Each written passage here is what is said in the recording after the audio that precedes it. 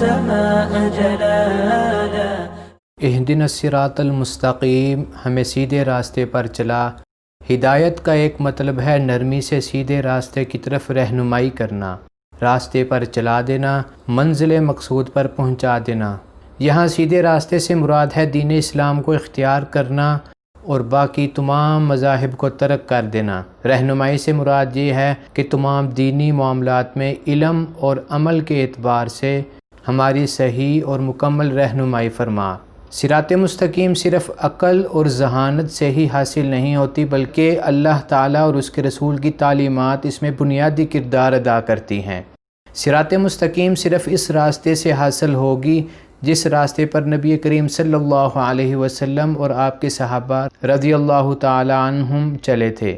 امام ترمذی شریف میں ایک روایت لائے ہیں، نبی کریم صلی اللہ علیہ وسلم نے سیدھے راستے کی تشریح فرمائی، ما انا علیہ و اصحابی، یعنی ہدایت کا راستہ وہ ہے جس پر میں ہوں اور میرے صحابہ ہیں. یعنی اللہ تعالیٰ سے دعا کی جا رہی ہے کہ یا اللہ زندگی کے ہر شعبے میں خیال، عمل، برتاؤ کا وہ طریقہ بتا جو بالکل صحیح ہو، جس میں غلط کاری، برے انجام کا خطرہ نہ ہو، جس پر چل کر ہم فلاح، سعادت حاصل کر سکیں. بنیادی طور پر یہ وہ درخواست ہے جسے انسان قرآن مجید پڑھتے ہوئے اللہ تعالیٰ سے فریاد کرتا ہے. سورۃ الانعام آیت نمبر 161 سے 163 تک اللہ تعالیٰ فرماتے ہیں، قل اننی ہدانی ربی الی صراط مستقیم دینا قیما ملۃ ابراہیم حنیفا وما کان من المشرکین قل ان صلاتی ونسکی ومحیای ومماتی للہ رب العالمین لا شریک لہ وبذلک امرت وَأَنَا أَوَّلُ الْمُسْلِمِينَ. حضرت نواس بن سمعان کلابی کہتے ہیں، رسول اللہ صلی اللہ علیہ وسلم نے فرمایا، اللہ تعالیٰ نے صراط مستقیم کی مثال دی ہے. اس صراط مستقیم کے دونوں جانب دو گھر ہیں اور ان گھروں کے دروازے کھلے ہوئے ہیں، دروازوں پر پردے پڑے ہوئے ہیں. ایک پکارنے والا اس راستے کے شروع میں کھڑا پکار رہا ہے اور دوسرا پکارنے والا اوپر سے پکار رہا ہے. پھر آپ صلی اللہ علیہ وسلم نے یہ آیت پڑھی، واللہ یدعو الی دار السلام ویہدی من یشاء الی صراط مستقیم. اللہ تعالیٰ دار السلام یعنی جنت کی طرف بلاتا ہے اور جسے چاہتا ہے صراط مستقیم کی ہدایت دیتا ہے. تو وہ دروازے جو صراط مستقیم کے دونوں جانب ہیں وہ اللہ تعالیٰ کی حدیں ہیں. تو کوئی شخص جب تک پردہ نہ کھول دیا جائے حدود اللہ میں داخل نہیں ہو سکتا. اور اوپر سے پکارنے والا کون ہے؟ وہ پکارنے والا اس کے رب کا واعظ ہے. صراط الذین انعمت علیہم یعنی ان لوگوں کے راستے پر چلا جن پر تو نے انعام کیا. یعنی یہ اس راستے کی تعریف ہے جس کا علم ہم اللہ تعالیٰ سے پچھلی آیت اہدنا الصراط المستقیم میں مانگ رہے ہیں، یعنی وہ راستہ جس پر ہمیشہ سے تیرے منظور نظر لوگ چلتے رہے ہیں، جو تیرے انعامات کے مستحق ہوئے اور تیری نعمتوں سے مالا مال ہوئے. صراط مستقیم نبیوں، صدیقین، شہداء اور صالحین کا راستہ ہے جن کو اللہ تعالیٰ نے اپنی نعمتوں سے نوازا ہے. انعام یافتہ لوگوں سے کون مراد ہیں؟ ان سے 4 لوگ مراد ہیں جن کا قرآن مجید میں ذکر سورۃ النساء آیت نمبر 69 میں اللہ تعالیٰ نے کیا ہے، وَمَن يُطِعِ اللَّهَ وَالرَّسُولَ فَأُولَٰئِكَ مَعَ الَّذِينَ أَنْعَمَ اللَّهُ عَلَيْهِمْ مِنَ النَّبِيِّينَ وَالصِّدِّيقِينَ وَالشُّهَدَاءِ وَالصَّالِحِينَ وَحَسُنَ أُولَٰئِكَ رَفِيقًا. قرآن مجید میں مذکور تمام انبیاء، صدیقین، شہداء اور صالحین کے تمام واقعات اس مختصر جملے کی تفصیل ہیں. امام ترمذی رحمہ اللہ ترمذی شریف میں ایک روایت لائے ہیں جو پہلے بھی ذکر کی جا چکی ہے کہ نبی کریم صلی اللہ علیہ وسلم نے سیدھے راستے کی تشریح یوں فرمائی، ما انا علیہ و اصحابی، کہ ہدایت کا راستہ وہ ہے جس پر میں ہوں اور میرے صحابہ ہیں.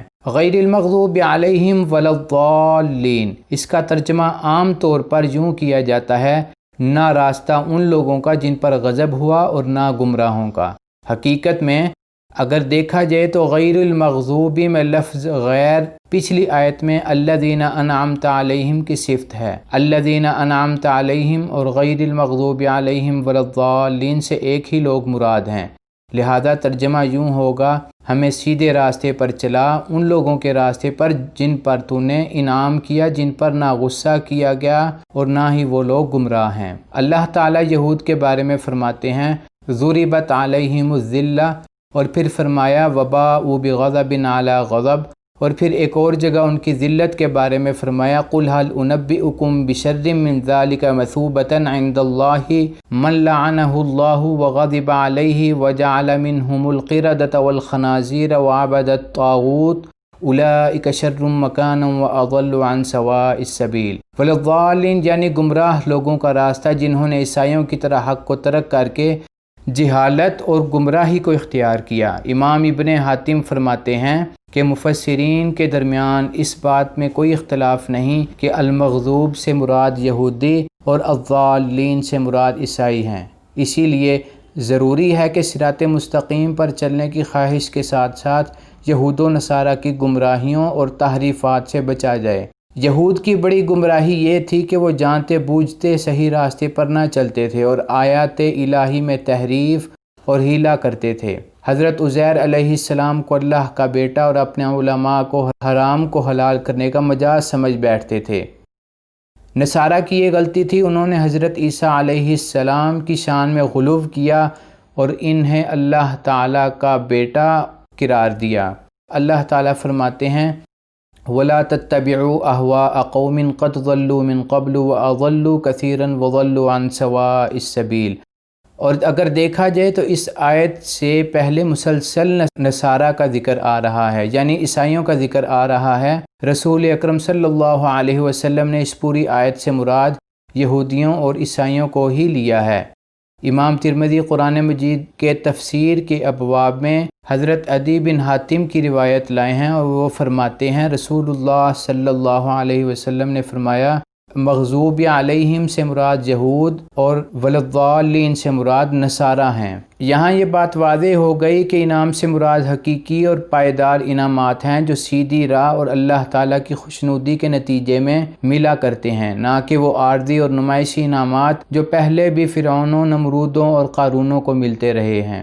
امام شاہ ولی اللہ محدث دہلوی الفوز الکبیر میں یہودیوں اور عیسائیوں کے بارے میں کہتے ہیں کہ اگر تم چاہو کہ یہود کا نمونہ دیکھو کہ وہ کیسے چلتے رہے تو ان علماء سو کو دیکھ لو جو دنیا سے طلب کر رہے ہیں یا جو دنیا طلب کر رہے ہیں اور پہلے لوگوں کی تقلید کے عادی ہو چکے ہیں، جنہوں نے کتاب و سنت کی صریح آیات اور احادیث سے منہ موڑ لیا اور کسی عالم کے تکلف کو انہوں نے مضبوطی سے پکڑ لیا۔ چنانچہ انہوں نے معصوم پیغمبر صلی اللہ علیہ وسلم کے کلام سے منہ موڑ لیا اور من گھڑت احادیث اور فاسد تعویلات سے چمٹ گئے جو ان کی ہلاکت کا باعث بن گئی۔ اور نصارہ کی گمراہی کے اسباب یہ تھے کہ مسیح علیہ السلام کے بارے میں غلو کرنا، ان کو عین خدا یا تین میں سے ایک خدا کہنا، مریم علیہ السلام کو تین میں سے ایک خدا کہنا، مسیح مریم علیہ السلام اور صلیب کی پوجا کرنا، قبروں کی مسجدیں بنانا، احبار اور درویشوں کو رب بنانا،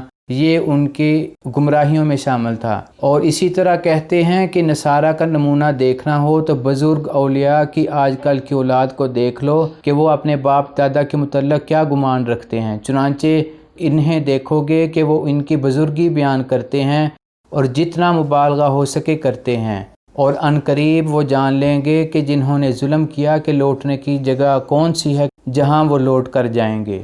جزاک اللہ، بارک اللہ فیک۔